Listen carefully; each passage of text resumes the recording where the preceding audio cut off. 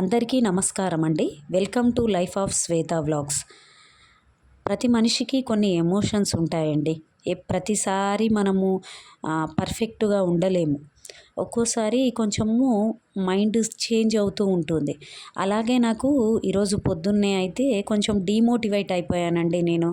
అంటే YouTube videos తీయడము, మళ్ళీ వాటిని ఎడిటింగు, వాయిస్ ఓవర్ ఇవ్వడము, అప్లోడింగు, ఇవన్నీ ఒక పని.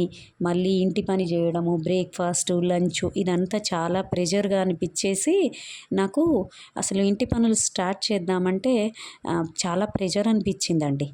ఇక మనకి ఎలా అనిపించినా తప్పదు కదండి. ఇక అలాగే కొంచెం డీమోటివేటింగ్ ఉన్నా ఇక అదే మూడ్లో పని అయితే స్టార్ట్ చేసిన. పని స్టార్ట్ చేసేసి బ్రేక్ఫాస్ట్ రెడీ చేసి ఆ పిల్లల్ని రెడీ చేసేసి వాళ్ళకి తినిపించి స్కూల్కి అయితే తీసుకెళ్ళినా అండి.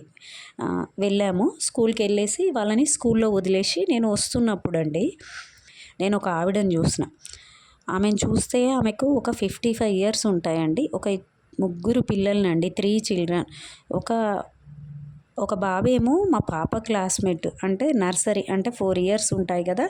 మిగతా పిల్లలండి వాళ్ళందరినీ స్కూల్లో దించి తను నడుచుకుంటూ వెళ్తుంది. తను ఎంత చాలా హుషారుగా ఉందండి. అంటే ఎలా ఉందంటే చాలా యాక్టివ్గా ఉన్నది తను.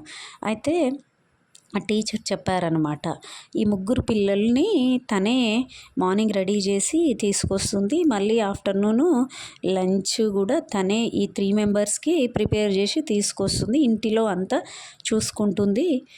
ఎందుకంటే వాళ్ళ పాప జాబ్కి వెళ్తారంట, మొత్తం ఈమె చూసుకుంటుందని చెప్పిందండి.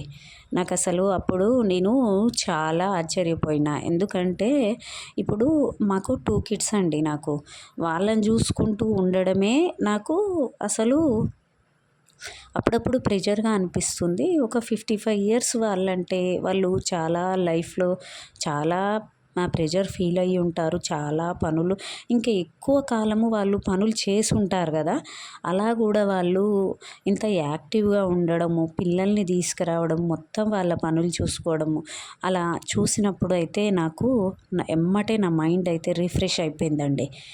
ఎప్పుడైనా సరే మనకు డీమోటివేటింగ్ అనిపించిన, చిరాకు అనిపించి ఏ పనులు చేయాలని అనిపించకపోయినా ఇటువంటి మనకంటే కొంచెం ఎక్కువ కష్టపడే వాళ్ళని చూసినప్పుడు మనకు తెలియని ఒక యాక్టివ్నెస్ వచ్చేస్తుంది కదా. నాకు అలాగే అనిపించిందండి. ఇక నాకైతే రీఫ్రెష్ అయిపోయి ఇంటికి వచ్చేసి పనులన్నీ చకచకా చేసుకున్నానండి నేను. మొత్తము గిన్నెలు కడగడము ఇవన్నీ. అయితే మనము ఒకవేళ అటువంటి ఒక మోటివేషనల్ సీన్ చూడకున్నా ఇంటి పనులు అయితే చేస్తాము. అవి చూశాక నాకు రిటర్న్ వచ్చేసాక ఇక నాకు పనులన్నీ చకచకా చేసేసానండి. మైండ్ అంతా చాలా మంచి మోటివేషనల్గా అనిపించింది మైండ్కి అయితే నాకు. సో ఇదండి ఈరోజు జరిగిన సంఘటన. మొత్తము ఈ డే వరకు నాకు మొత్తము మైండ్ అయితే రీఫ్రెష్గానే ఉంటుంది అనిపించింది. అంతేనండి, మనం ఏదైనా డీమోటివేటింగ్ అయినప్పుడు మనకి ఇన్స్పిరేషన్ కలిగించేవి కొన్ని చూడాలి. మన చుట్టూ సొసైటీలోనే చాలామంది ఉంటారు కదా. అలా చూసి మనము మోటివేట్ అవుతూ, ఇన్స్పైర్ అవుతూ మన పనులని ఇంకా పర్ఫెక్ట్గా చేసుకోవాలండి. అంతే. ఇక ఈ వాటర్ అయితే నేను పోస్తున్నానండి బిందెలో. ఇవి నల్లా నీళ్ళు అయితే చిన్న చిన్నవి ఏమన్నా డస్ట్ లాంటివి పడతాయని వడబోసి వాడుకుంటానండి నేనైతే వంటలోకి. ఇక ఆ తర్వాత అయితే పిల్లల కోసము లంచ్లోకి కరివేపాకు రైస్ రెడీ చేస్తున్నా. ఎక్కువగా పుదీనా రైసు, గోంగూర రైస్ ఇలా చేస్తూ ఉంటాను కదా. ఇక కొంచెము డిఫరెంట్గా కరివేపాకు ఊరి నుంచి తెచ్చుకున్నామండి, చాలా ఫ్రెష్గా అనిపించింది నాకు. సరేలే అని కరివేపాకు రైస్ అయితే చేసేస్తున్నా. అయితే కరివేపాకు అనేదాన్ని ఎప్పుడైనా సరే, ఏ ఆకుకూరైనా అండి, మనము 20 మినిట్స్ కొంచెము నీళ్ళల్లో నానబెట్టుకోవాలి. అది ఊరి నుంచి చెట్టు నుంచి తెచ్చిన ఏదైనా డస్ట్ అట్లాంటివి పోయి మంచిగా ఉంటుంది కదా. అలా నానబెట్టుకొని నీళ్ళన్నీ పోయాక తీసానండి. తీసి మిక్సీ జార్లో వేసుకొని ఒట్టిమిరపకాయలు వేసిన, ఎక్కువ వేయలేదులేండి. అయితే పిల్లలు తినరనేసి ఎక్కువ వేయలేదు. కొంచెం స్పైసీగా తినేటట్టు అయితే ఎక్కువ వేసుకోవచ్చు. మిక్సీ చేసి పక్కన పెట్టుకున్నా అండి.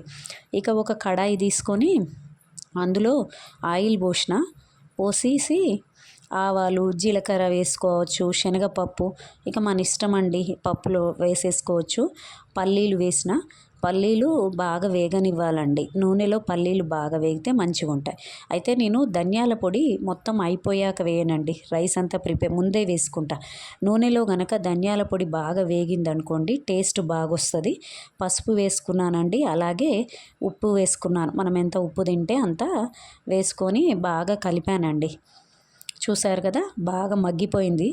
ఇలా మగ్గినాక మనము ముందే ప్రిపేర్ చేసుకొని ఉన్న అన్నం ఉంటుంది కదా, ఆ అన్నాన్ని మంచిగా కలుపుకోవాలండి.